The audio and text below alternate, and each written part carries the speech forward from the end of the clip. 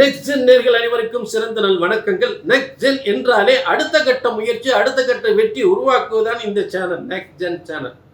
உங்கள் வாழ்க்கையில் தலைகீழாக மாற்றக்கூடிய எல்லாருடைய வாழ்க்கையும் இந்த ஏப்ரல் மாதம், இது ஏப்ரல் மாத பலன்கள். இந்த ஏப்ரல் மாதம் எல்லாருடைய வாழ்க்கையும் தலைகீழ மாறப்போகுது. அதற்கு முக்கிய காரணம் தமிழ் புத்தாண்டு. இந்த ஏப்ரல் மாதம், ஏப்ரல் 14ஆம் தேதி தமிழ் புத்தாண்டு. உங்கள் தலையெழுத்து உலகத்தின், அதாவது இந்த நாட்டின் தலையெழுத்தை மாற்ற போகுது. உங்களுக்கு சிறந்த யோகத்தை கொடுக்க போகுது.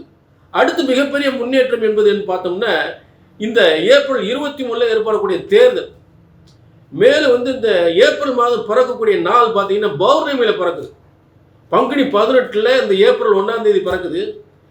அதாவது பங்குனி 18 ஏப்ரல் பிறக்குது. அதாவது அன்னைக்கு பார்த்தீங்கன்னா பௌர்ணமி யோகமாக இருக்குது.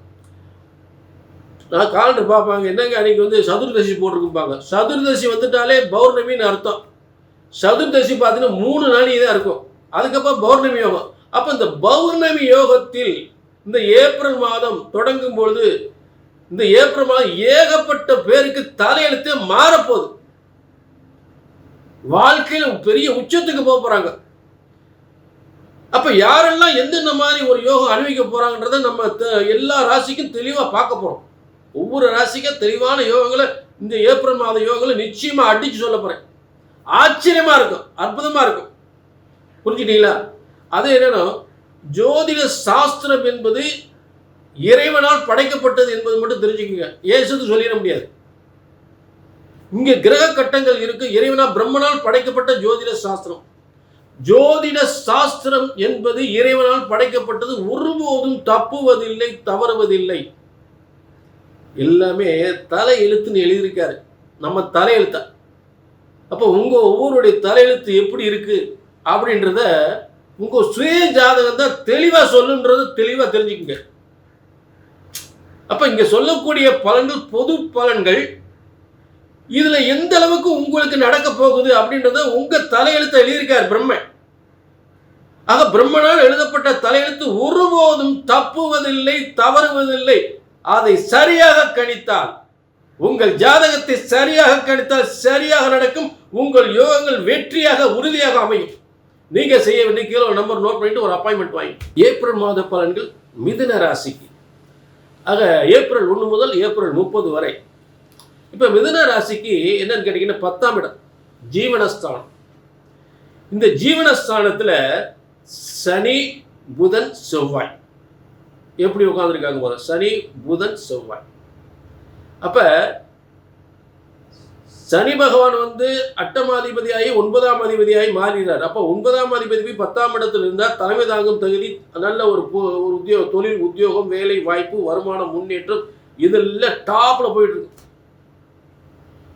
வேலை, உத்தியோகம், பதவி, புகழ், பெயர், புகழ், அந்தஸ்து, கௌரவம், இதெல்லாம். ஏன்னா 8ஆம் அதிபதி 9ஆம் அதிபதி, இந்த 9 8 9க்குரியவன் 10ஆம் இடத்துல தர்ம கர்மாதிபதி யோகத்தில் உட்கார்ந்துடுறார். அப்போ உட்காரும் போது அவருடைய உத்தியோகம், வேலையே இல்லாம உட்கார்ந்தவங்க கூட இந்தாப்பா இந்த பொறுப்பு உனக்கு தான் யோசனை பண்ணிக்கிட்டு இருப்பாங்க. யோசனை எதுக்கு பண்ற? இந்த பதவி உனக்கு தான். அரசியல் இருந்தா பதவி உங்களுக்கு தான், அமைச்சர் போன்ற பதவி தான். புரிஞ்சுட்டு, அரசாங்கத்தில் இருந்தா மிகப்பெரிய உத்தியோகம், மிகப்பெரிய ப்ரமோஷன். ஏன்னா அதிகார 6ஆம் அதிபதி மிதுன ராசிக்கு 6ஆம் அதிபதி ஆணையிடும் அதிகாரத்தை தரக்கூடியவர் செவ்வாய். அடுத்து பார்த்தீங்கன்னா அந்த அதிகாரத்தால் மிகப்பெரிய செல்வத்தை அடையக்கூடிய நிலை ஏற்படும், பெருஞ்செல்வம். புரிஞ்சுட்டீங்களா? 11ஆம் அதிபதி பெருஞ்செல்வம், இருக்கிறதுலே அதிகமான பெருஞ்செல்வத்தை தரக்கூடியவன். அதாவது செய்கின்ற தொழில் உத்தியோகத்தின் மூலம் பெருஞ்செல்வம் தரக்கூடியது இந்த 11ஆம் இடம். அப்படிப்பட்ட பேர், புகழ், பெருஞ்செல்வம். ஒரு மனுஷனுக்கு காசு பணம் வந்துட்டாலே தன்னால பேர் புகழும் சேர்த்து வந்து.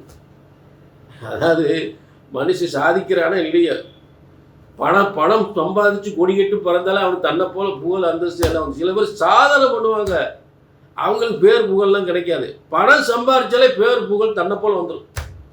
சாதனை பண்ணவங்கெல்லாம் ஒரு ஓரத்தில் ஒரு தூணுக்கு இப்போ அடியில் உட்காந்து தூணுக்கு பின்னாடி உட்காந்துருப்பாங்க.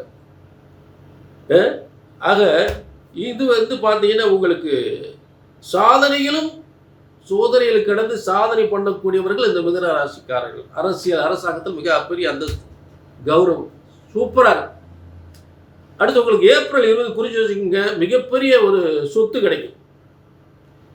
ஏப்ரல் 20ல் மிகப்பெரிய சொத்து கிடைக்கும், மிகப்பெரிய செல்வம் கிடைக்கும். ஏப்ரல் 20க்கு அப்புறம் குறிச்சு வச்சுக்கோங்க, எதிர்பாராத அதிர்ஷ்டம்.